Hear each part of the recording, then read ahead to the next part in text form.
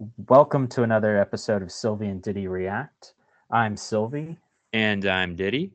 And today, Sylvie, I is a special treat because I actually have a topic for you. It seems like most of them have been you bringing a topic in. So today, if you are an internet denizen, our dear viewers, you will likely be aware that Snow White from Disney finally came out, the live action remake, and you will have likely seen some of the controversy surrounding this movie over the years.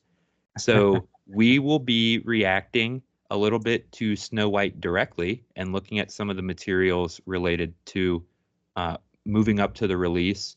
And then we'll dovetail into a greater meta discussion of Disney live action remakes. Sounds like a plan. So before we get into that, don't forget to like, share, and subscribe if you want to see videos like this. But yeah, so we're getting into Snow White, and I was brushing up on it as you were telling me, Diddy, and I did not realize that they had started announcing casting like way back at the beginning of 2021. Has it really been that long? Yes, it Four is an years? epic. Yes, because they had to do, and I'm sure we'll get into that. Some remakes, or not some remakes, but they had to go back to the drawing board because of some controversy. Ah, yes, yes. Now that you're saying that, I remember that they were going in one direction and then it seems like they did a pretty hard pivot. Hmm. Okay. So, So, I guess so you have some materials that you went mhm, out and collected for us. So, thank that's you, Sylvie. Um, I think the first one, correct me if I'm wrong, Sylvie, is a leaked image from the set yes, and a short video. So I'm going to share that right and a now. video. Nice. Do you see it?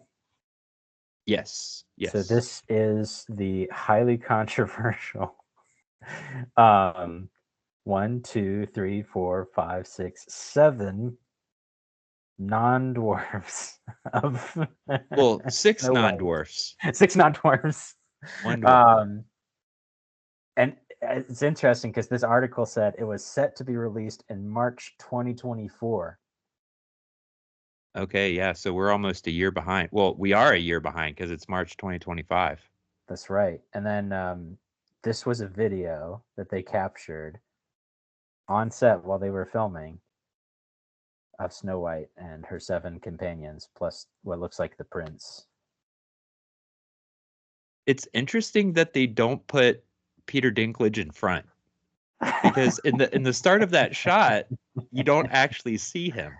You Yeah, right. I don't know what they were trying to do with this. Yeah. Yeah, I remember now that we're seeing this, I'm actually remembering seeing images at the time. Um, and Sylvie, this I think is sort of one of my first more meta comments, not necessarily. Well, it'll start with, yeah. If we can just sit on this image here, that'll be great. Absolutely. It kind of starts with Snow White, but then goes kind of greater. Um, I don't see what would have been terrible with using actual seven dwarfs, right? We Yeah. have Peter Dinklage, and Well, no, so the I think Peter Dinklage said that they shouldn't do that. yes, he did. So in a way, I'm disagreeing with him. Now, Peter Dinklage is a dwarf, so take my comments with a grain of salt. Mhm. But in my opinion, if you're doing live action and you're actually committing to using actors and actresses for these Yes. things, like I understand relying on CGI for backgrounds and things of that nature, especially a fairy tale like Snow White and there's a dragon involved. Obviously, there's going to be CGI, Right. but they're using seven actors here. Only one of them is a dwarf. I mean, so I'm speaking as a non-dwarf person, but in a way, I would feel slighted if I was a dwarf because it's my understanding that dwarf entertainment is sort of alive and thriving. Like they have dwarf wrestling and things like that, that, obviously I don't know how other people feel about them, but it's an entertainment product that these people are making, and in a way it's kind of like WWE, and we've seen some success of WWE actors coming into Hollywood. I Yeah. don't, it seems like it would be the natural progression of Disney showing different groups of people that otherwise would not have gotten good starts. Like having seven dwarfs, that just seems like a lot, like that just seems like it would make sense. And you're giving these people who normally would not have been in Hollywood. Like Peter Dinklage is the only dwarf actor I actually know off the top of my head and have Warwick seen Davis. in movies recently. Warwick Davis is also a very famous guy because he was in the Harry Potter movies. Ah, He was Professor actually Flitwick. one of the Ewoks um, in Return of the Jedi. Okay. Yeah. So, and then he did a whole like reality TV show that was just like a parody about him being a dwarf. Okay. And so, yeah, I think that there are two camps. It's like you can't just lock a group of people into this monolithic mindset. I think you can't do that with people who are in the dwarf community. Um, and yeah, when you were talking about it, I thought of the example of 12 Years a Slave, which features slavery in the antebellum South, which was chattel slavery of people who were black. And I imagine, what if you had said, this is too offensive? We can't have black people be treated as slaves. So we're going to not hire black people for this film. Like, that would be really weird. And I feel like that would also just be the wrong move. Either tell Right. the story or don't tell the story, but don't kind of tell the story and then switch out the characters for weird and twisted reasons. Yeah. The whole point is that the seven dwarves are treated as outcasts, but Yeah. they're ultimately heroes in the film. Yeah. Um, Actually, I'm going to stop sharing that one really quickly, and I'm going to Okay. jump to the next article because that Yeah. continues the specific controversy. So this is from Entertainment Weekly. When these images surfaced, they showed how the dwarves had been replaced by magical creatures that were a mix of genders, ethnicities, and heights. A Disney spokesperson told the Daily Beast that the photos were fake, but later told The Independent that the photos were not official and showed stand ins for some talent. So, Postal, the actor who had previously criticized Dinklage, expressed his disappointment in an editorial for Newsweek. In my eyes, these are seven main roles that could have gone to people with dwarfism, he wrote. Dwarves growing up could think, man, there's a spot for me in Hollywood. There's a spot for me in a major motion picture that isn't just a random cameo or a gag. I can do this. To take that away from these actors is just crazy to me. Yeah. That's sort of exactly what what I was getting Mm-hmm. at. And sort of what you were saying, where in a roundabout way, Mm-hmm.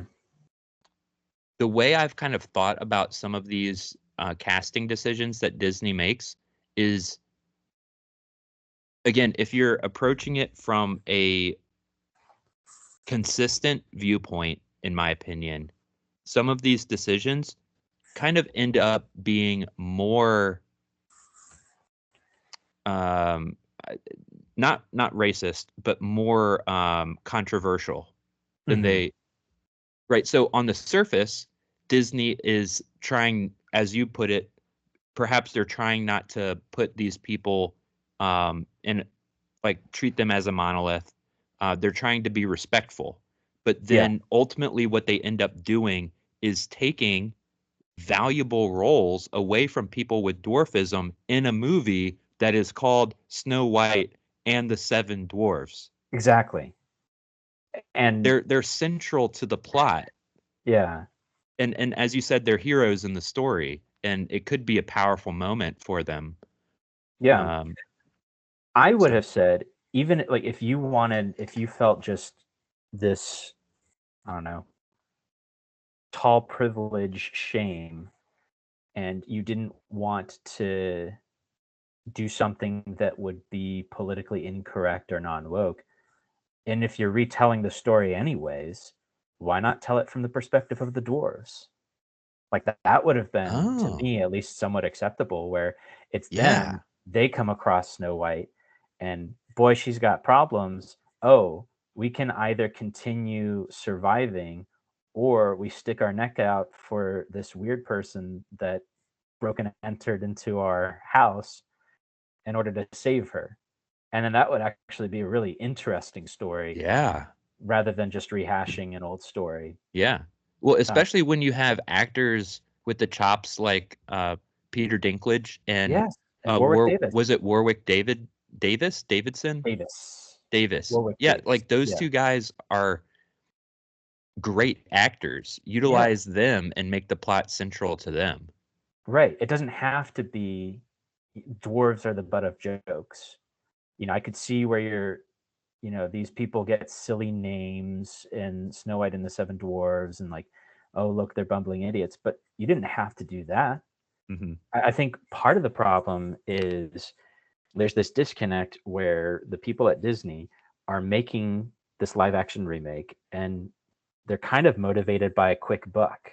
Like they're doing it because they're maybe a little bit cynical and jaded. And they're saying, we don't want to tell a new story. Let's retell an old story so that we can milk nostalgia and get more money. Even if I want to be generous, let's just say they know it's a good story and they want to like give it to the next generation, then give it to the next generation. Right. But like, don't pretend that, oh, well, I have to tell Snow White and the Seven Dwarfs. You don't have to. You're choosing to. So either try to like live up to the legacy, or don't just try and milk the nostalgia so you can make a buck. Like tell Hmm. a new story or Hmm. retell the old story Hmm. in a faithful way. And that doesn't mean that you Absolutely. have to do blow by blow or shot by shot, but it's like you have to embody the spirit of the film. Hmm. Yeah. Hmm.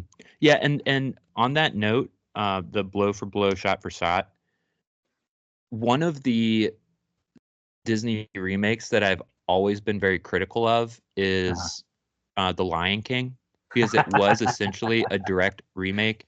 And again, it baffles me why they make decisions they do sometimes. The It's better Lion graphics. King has a thriving Hmm.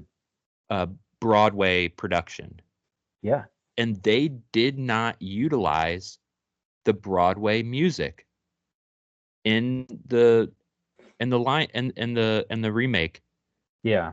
which just blows my mind. But then, of course, for the sake of Oscars, you always have to have an original song. So no matter what the remakes do, they're always going to have at least one original song, probably multiple, so they can try to spread and try to get that Oscar. But I've come around on it because, like you were just saying, the faithfulness and treating it with respect. One of the big things that the Lion King remake did is it really helped push VFX technology further. Hmm. So in that way, more as a almost from a VFX production standpoint, it's a really interesting movie in history of cinema. Yeah. Just sort of like um, Avatar, the the James Cameron movies, the Blue Hmm. People Avatar, not Yeah. Avatar: The Last Airbender. That movie, in a lot of ways, is a very significant movie in cinema because of how much further it's pushing VFX, and the same with The Way of Water. And unironically, I actually do really enjoy that movie. A lot of people don't, Hmm. because the story is fairly generic, but these movies are interesting. You know, one, it's nice if you're the viewer and you're connecting with the story, but then also if you're just looking at a greater history and faithfulness to the product and what they're doing behind the scenes. Some of Hmm. these movies can be really, really cool for more than just the story. And basically what I'm getting at is I don't think Snow White hits any of those marks, really. No. And I think what you can see from the picture is they're taking the veneer of Snow White, Yeah. but it feels like they're going to tell their own story. They just happen to name the movie Snow White, Hmm. which to me comes across as very cynical. Yeah. You're Yeah, going and at that to, point, mm, why are you calling it Snow White, right? If your actress is this disdainful of the original production of Snow White, right. and the writers aren't necessarily treating the property with due respect, just create a new thing. You're Right. Disney. I understand wanting to capitalize on existing fandom, but Hmm. you're also Disney. Let's be honest. You're gonna get a lot of people going to see your movies no matter what. Well, I think it's production cost. Like that's it in a nutshell. Is you spend like $500 million sometimes to make a film. If it's completely new, there's a chance that it could flop. You And know one of what the would minimize the chances of flopping, Sylvie? good Not story. spending $500 million. Yeah, right. But I mean, I think that that's so they get into this mindset that it has to have all the bells and whistles. It has to have just oodles and oodles of production and marketing. But to your Hmm. point, like the original Disney animated films were done at low budget, which is ironic. Yeah. They were kind of seen as low budget, experimental. You think the whole thing with Pixar was kind of a throwaway department, and they managed to produce just phenomenal movies. It actually reminds so yeah, The first 3D animated feature film. That's Toy Story yeah, that's right. from Pixar. Yeah. Right. And that was seen as like, oh yeah, sure, why not? Why don't you tell your story? It's like not like we're wasting that much money anyways. Yeah, But yeah. yeah. I'm sure the VFX artist got paid in soda pop and grilled cheese sandwiches. You know. Probably. It's like you'll get to do something important next time. We'll pay you after the box office hits. Ah, Sorry, guys. should ask for that percentage of profits. But I was actually watching a film yesterday by DreamWorks, Wild Robot, which is Oh just a yeah. phenomenal movie. But it's it's interesting because I think when you tear down kind of the barrier to how much it costs to tell a story, and you just try your darndest to tell the story, you really do get good results. And when you start mounting up costs, that's when I start to see that people are hedging their bets, that they're trying to play it safe, but that they also, because I don't think that they like the original story, but also they don't feel comfortable trying to tell their own story because what if people don't like it? Hmm. Then you get this kind of half baked, lukewarm presentation. Hmm. And so you don't have a Toy Story or a Wild Robot. You have this. So I see where you're saying, but I also see things that were just beautifully and wonderfully crafted by Disney, such as Mhm. Coco, Yeah. which is a completely right. There's no white people. If you're talking about diversity for Yeah. diversity's sake, there are no white people in that movie. But That's the right. love and the craft that they put into it showed in the box office in Mexico. It's one of the biggest movies of Which all time in the let's Mexican box office. And I think that just goes to show if you actually have a good story and you craft it well with love and care, you can put anyone on screen and it'll do well. which it made 800 million. So it grossed 800 million. And then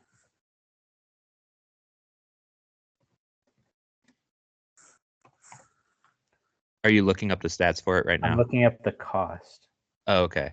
The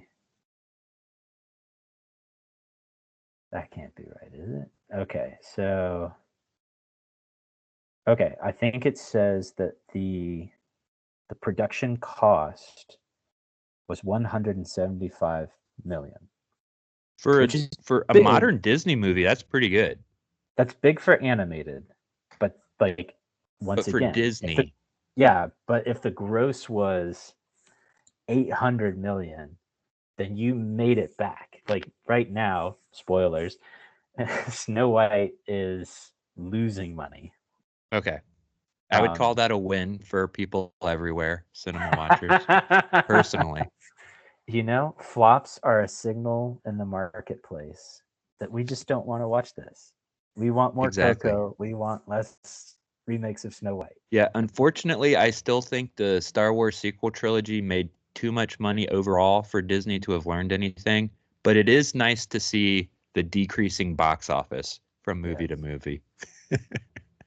We'll see. We'll see. So Yeah. I'm gonna switch now to the final trailer, so you can kind of Okay. see like the redirection. So they shelved it for like a year, I think, while they were remaking it. As you can Hmm. see, it was originally supposed to come out in 2024, and they're like, it needs to cook for a little longer, which that's not good. When It seems like that's really paying off for them, Sylvie.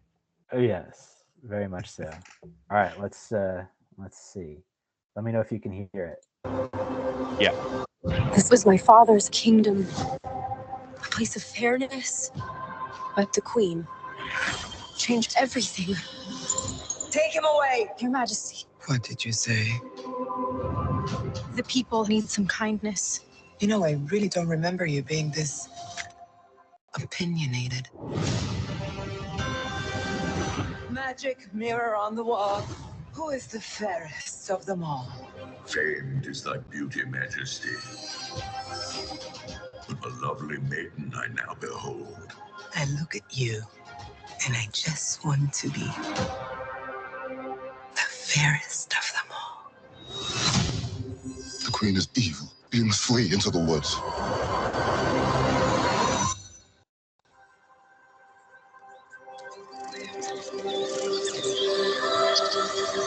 My parents always said this forest was a magical place.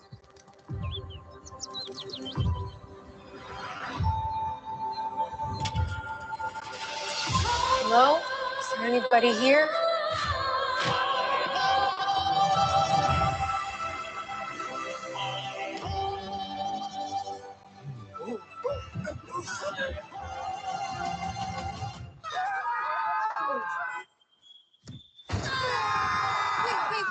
It's a human. What did you think I was? Nothing, ghost. You'll be safe from the queen here. The queen stole everything from all of us. We're gonna need your help. It's time to restore our kingdom. Waiting on a wish, holding out for someday, hoping somehow, some way, here comes a miracle. Find Snow White. Me, I close my eyes and see the girl I meant to be. This is our kingdom, and now we're here to take it back. You were saying. I'm sorry, my dear. Did I frighten you?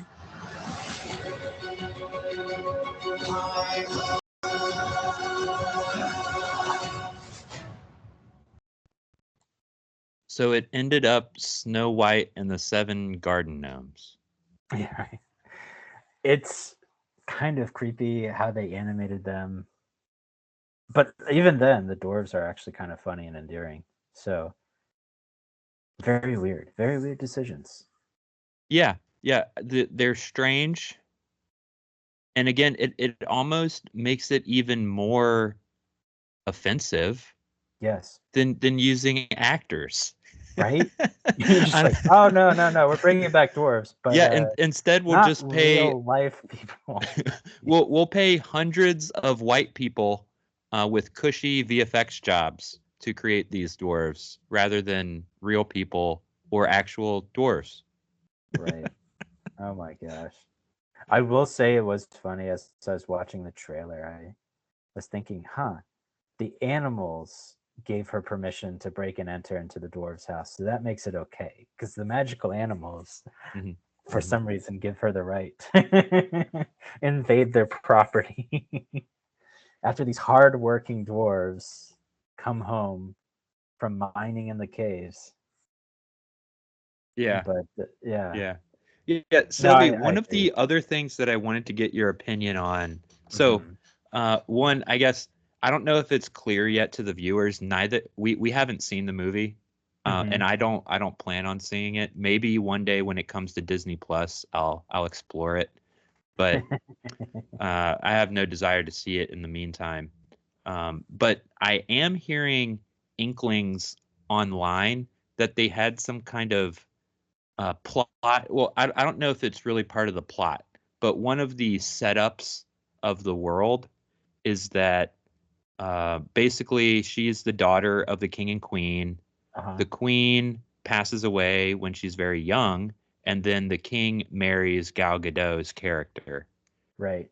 And then Gal Gadot engineers a situation to send the king off, and he dies, and then she basically becomes the ruler of the kingdom herself. But under the rule of the king, I'm basically, and not beating around the bush at all, just to say it straight. I've kind of heard on the internet that it was essentially like a communist sort of Marxist world, and then under the queen, at least so all of the articles refer to the queen as a fascist. Right. Which I don't think is possible in a kingdom because isn't by definition of those like political terms, like isn't a king sort of by nature a fascist, but it's a kingdom? Right. Because so the the king monarch owns already is the central planner. right. The and monarch controller. owns everything and Yeah. controls everything within the kingdom. So I don't know why you're calling it fascism. It's harder to because fascism originally was centralizing all power. It's hard to more centralize power when you have a monarch. Yeah. It was my understanding. And so Sylvie, as the more of the political philosopher between the two of us, or at least you've thought about it more than I have. My understanding, what you were just getting at, is that fascism is more in a democratic society. You elect someone, and then that leader starts consolidating power. Exactly. So yes, so originally fascism started in Italy right before World War II with Mussolini. And that was changing this form of government, which had been more democratic, and it's saying, look, we need to centralize all of the institutions. We need to be completely unified under this leader. And so it was almost a reversion back to that idea of top down, centrally planned. And the one big thing that fascism has is this huge national or ethnic identity mixed with it. So you think about the Nazis, who were about blood and soil, so their national land as well as their people group. And the same thing with the Italians, where we're going to expand it. So it's a little bit harder when you have just this small little, city state to then make the case that that's fascism. But yeah, that's another problem that I have with these makes too, is when people try to tell stories that are just anachronistic. It's like, no, there's not communism back in the day. There's not fascism back in the day. It's their own thing. Yeah. Yeah. Yeah, so I wasn't sure if you had really looked into anything. I was trying to find some reviews that talked about it. You'll find this funny. So all of the reviews that were positive, and there weren't very many, a lot of the reviews are negative on the movie, and some of them don't even really mention this political undertone. Right. But all of the ones that were positive referred to the queen, the evil queen Gal Gadot, as a fascist. Wow. And they did not refer to the state of the kingdom before her at all. Right. And then all of the negative reviews, or many of the negative reviews, are talking about how the kingdom was basically like a communist. Like there's or they don't say it outright, but they say that there's like political undercurrents, and it's like left-wing philosophy, Right. and things of that nature. So it was very difficult for me to figure out what exactly. So as someone who hadn't seen it, I was trying to figure out what they were presenting. And unfortunately, sorry, viewer, I wasn't really able to figure out how they were portraying this sort of quote unquote communist kingdom. Because again, Right. going back to like the fascism, communism within a kingdom doesn't make any sense. Exactly. It's just, yeah, I think, and here's the problem. When you take IP that already exists and already has its own story, and you try and shove in a completely different message, that's not going to work. You know, Mhm. you want to tell me that the right wing are fascist people. That's fine. That's your right.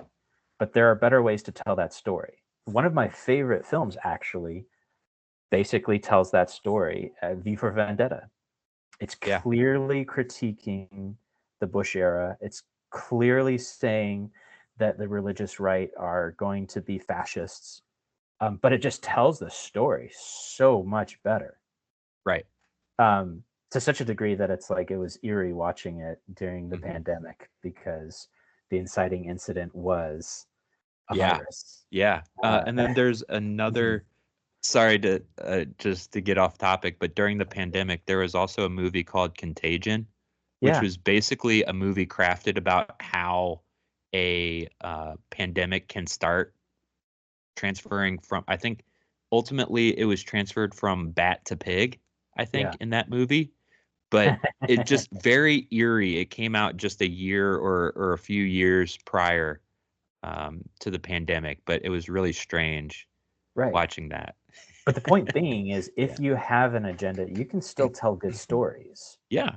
And even the prequel for Star Wars was a little bit more critical of Bush in some ways. I think like that was kind of, if you read between the lines, there's a little bit of the, don't give up your civil liberties for the guy that's going to keep you safe. Like that's well and good, but it was a Hmm. good story, Yeah.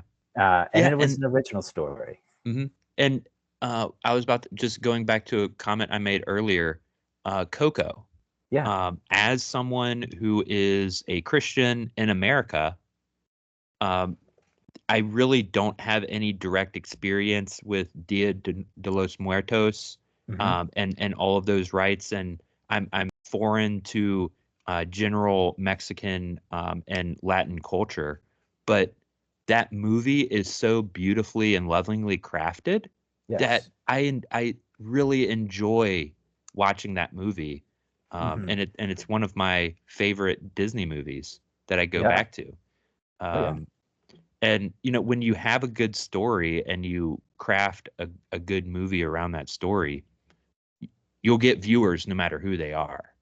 yeah, absolutely, 100%. Like, and even just goodness, you could have done a remake of Encanto live action Mm, or Coco. Well, you could have picked a very diverse film, and I know that they're just kind of going through all the ones that they've done. It's like you could do that. You can find a story that's diverse. You don't hmm. have to force kind of the message or your diversity quotas into a story. Yeah.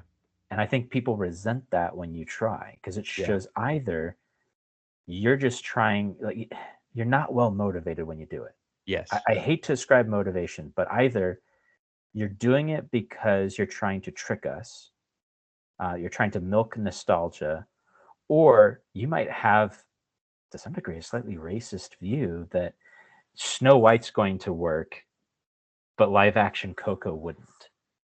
Mm. And that's underneath it. If you're saying, if we were to blatantly try and do one of these more diverse films, it wouldn't work. Sylvie, you're getting me so hype for Hmm. a live action Coco that Yes. is largely cast with Mexican actors. I because love it. they have a beautiful movie culture, and Yes. like television culture, telenovelas and things like that. Mhm. I'm sure they would have amazing actors, and I would be willing to watch that subtitled. I'd watch it in a heart. Oh yes, yes. Ooh, That would 100%. capturing like Yeah, the true spirit of the film, not dubbed over. yeah. That would be so cool. I Right. would totally see that. Even if they But did like I really Encanto. doubt Yeah. they'll do it. Which there's no good reason why they wouldn't. Like Yeah. that's the one that gets me. It's like you have good stories. Like use hmm them. Yeah, and that's where so this sort of diversity, it's like a faux diversity, because this is another Mhm. big one for me that just baffled me. And I really didn't see anyone online talking about this, maybe a few people, Yeah. but The Little Mermaid. Yeah. And I'm not talking about the main character going from a white redhead to a black girl. Um, it's whatever, Disney's being Disney. But Yeah. the big one that I thought, again, is a slap in the face to a community that would have loved to have been represented. So the character of Ursula, if you didn't Yes. know, is based on, at the time, a famous drag personality. Yeah. And this would have been the perfect opportunity to cast a drag queen Yeah. in a Hollywood movie. And make I'm people watch sure there are drag queens it. with the chops. Yeah. They have TV shows. Like, they have big personalities. You could totally bring someone in, Right. but instead they just go with a standard white Hollywood actress for Ursula.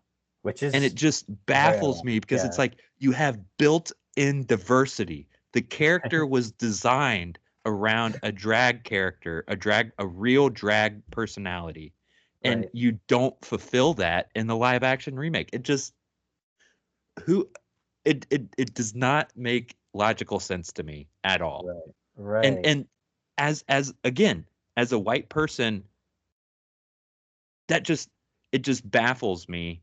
Yeah. Um, because if anything, I might have been more excited to try to see that movie if they had honest diversity, Right. not this faux diversity. So, Yes. I know we've been talking in circles about the crimes of Disney. But I was gonna give my kind of closing thoughts. yeah. But one of the things that I think of is like there's first a problem with the production costs where you kind of ramp up all of this money to make this product, and the more expensive it gets, the fewer risks you're willing to make. Like you kind of want to play it safe, but you end up playing it dull. And I think there's an element of that. But the second thing I think, and we've talked about that, is there's also this, like you said, faux diversity, where you try and take a lovable IP and then you shove your diversity into it rather than making an actual diverse movie. You know, make a new Coco. You could do that. You could Godzilla minus one it, where you use a smaller budget but you tell a good story and you tell it with a diverse cast. But a lot of people aren't willing to take those risks, and we're left with kind of this slap in the face where it shows that there's this laziness of not trying new things, but then also because you still value diversity, you're going to make these arbitrary and bizarre changes that show you don't really care about the thing that you're trying to reproduce. So all of the nostalgia you're losing because you're trying to get rid of the things that made it identifiable.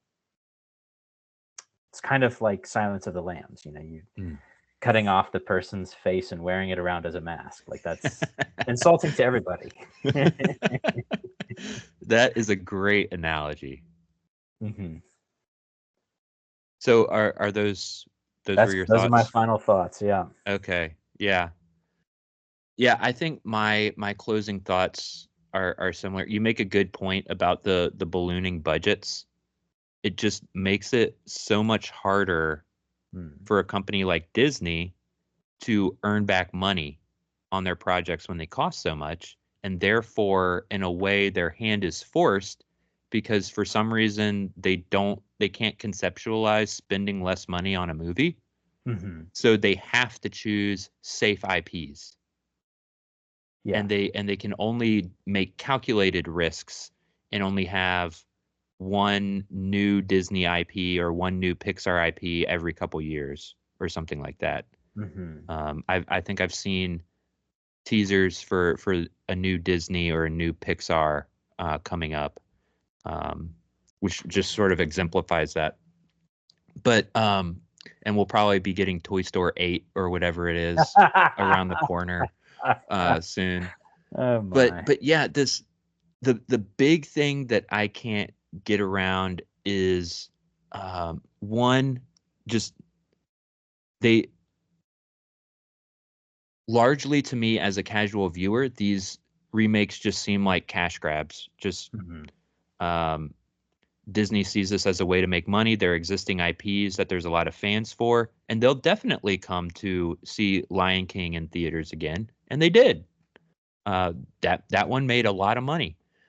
But then also, as I just kept harping on again and again, this faux diversity, I think there are a lot of honest ways that would make these stories better if they actually treated the world with respect and injected true diversity. And what do I mean by that? Well, again, as I mentioned, the character of Ursula that was in The Little Mermaid, that was designed around a real life drag personality at the time of the original making of The Little Mermaid. So in the live action remake, a real cast someone, a drag personality, a modern drag personality, and there are plenty of TV shows out there that they could have pulled actors from, Right. to do that.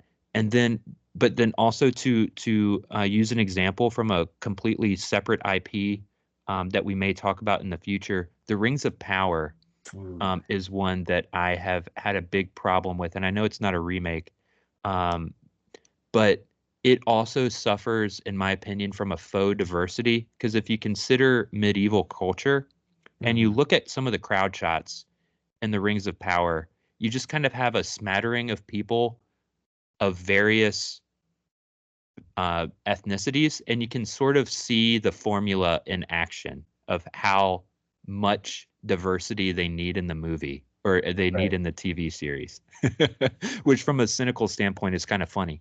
But you could totally, like, there are plenty of reasons and plenty of real world areas that you can draw plenty of actors and actresses from. Like, so for example, make utilize talent from Bollywood and make one of the cultures that's being represented in the Rings of Power, just use Indian actors and actresses. And then you just have full diversity within a cast of characters or one of the cities or towns that you're trying to display. Another one, pull from Mexican actors and actresses and just have this whole culture, this whole culture that's being represented in this one area of the Rings of Power, just be full Latin actors and actresses. Which Game of Thrones kind of does that, where there are different ethnic states. Exactly. Yeah. And have this sort of, and that's where I kind of pulled this idea of true diversity, right? Use diversity to help tell your story and help tell the audience we're in a different region of the world. These people look different. And it sort of tells you as a viewer, okay, we're in a different area. Even if it's not fully Tolkien, to be honest, the Lord of the Rings trilogies are not fully Tolkien. Right. If we're being fully honest about that. So I'm not necessarily watching the Rings of Power to be fully Tolkien. I'm watching it because I love the world of Middle Earth and I want to see good stories that are pulled from it. But and I know that this is your time, but I was going to say the irony is it raises all sorts of questions when you have this very ethnically diverse Middle Earth, and then you go to Lord of the Rings and it's all white people, which begs the question. It's like, what did Sauron like genocide everybody else? It's like, oh, okay, now all the elves, the dwarves, the humans, they're all white now. Like, what happened? Like, there's just like simple continuity question. Yeah, sure. Yeah. So I think what you're telling me, Sylvie, is that we need to do Rings of Power again, but we need to remove all diversity. I like your idea of just because there are different regions Yeah. in Middle Earth. Yeah. And so you focus on a specific region in the trilogy, but there are Southrons who are more, let's say, Mediterranean. So you could exactly. have, like you said, you can have diversity, but do it right. Yeah. And there are real in-lore events that you can pull from to show to create diversity. So for example, I don't see how this would have created elves of different ethnic backgrounds, but the sundering of the elves, when the elves were first created and born into Middle Earth, a number of them went west and ended up in Valinor, and that is the descendant of elves that we're seeing, that Galadriel is of. She, I forget exactly how those elves refer to themselves, but she was an elf that went to Valinor and then came back to Middle Earth.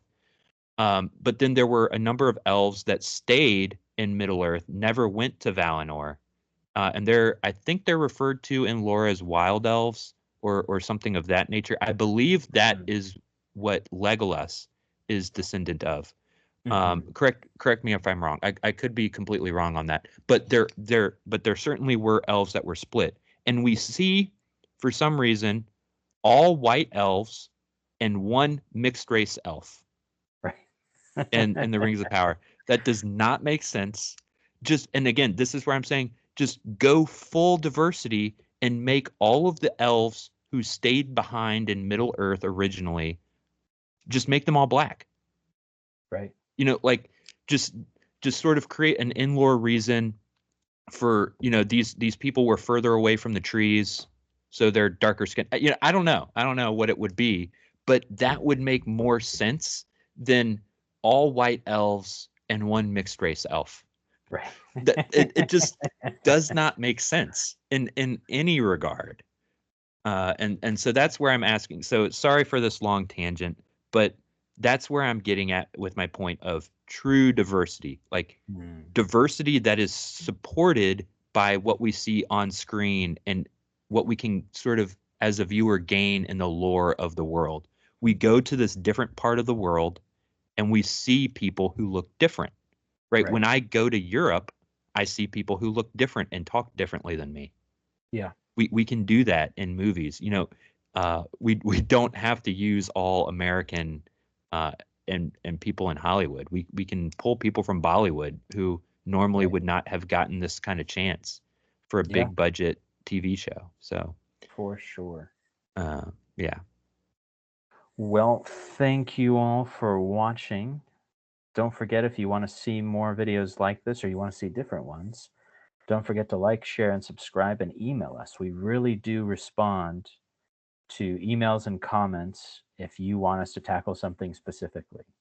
So stay tuned for next episode. See ya.